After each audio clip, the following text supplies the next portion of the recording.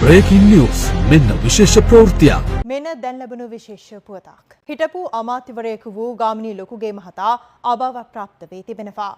ඒ කොළඹ පෞද්ගලික රෝහලක ප්‍රතිකාර ලබමින් සිටියදී මියන විට ඒ මහතා 82 වැනි වියෙහි පසු වූ අතර පසුගිය කාලේ ඔහු ශ්‍රී ලංකා පොදු ජන පෙරමුණේ ක්‍රියාකාරී සමාජිකයෙකු ලෙසද කටයුතු කළා.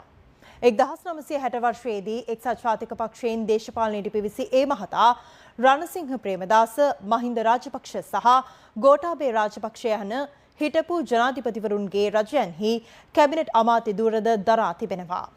මෙන්න එම විශේෂ ප්‍රවෘත්තිය නැවතත්. හිටපු අමාත්‍යවරයෙකු වූ ගාමිණී ලොකුගේ මහතා අභාව ප්‍රාප්ත වී තිබෙනවා. ඒ කොළඹ පෞද්ගලික රෝහලක ප්‍රතිකාර ලබමින් සිටියදී මියන විට ඒ මහතා 82 වැනි වියෙහි පසු වූ අතර පසුගිය කාලේ ඔහු ශ්‍රී ලංකා පොදු ජන පෙරමුණේ ක්‍රියාකාරී සමාජිකයෙකු ලෙසද කටයුතු කළා. 1960 වර්ෂයේදී එක්සත් ජාතික පක්ෂයෙන් දේශපාලනයට පිවිසි ඒ මහතා රණසිංහ ප්‍රේමදාස, මහින්ද රාජපක්ෂ සහ ගෝඨාභය රාජපක්ෂ යන හිටපු ජනාධිපතිවරුන්ගේ රජයන්හි කැබිනට් අමාත්‍ය ධුරද දරා තිබෙනවා.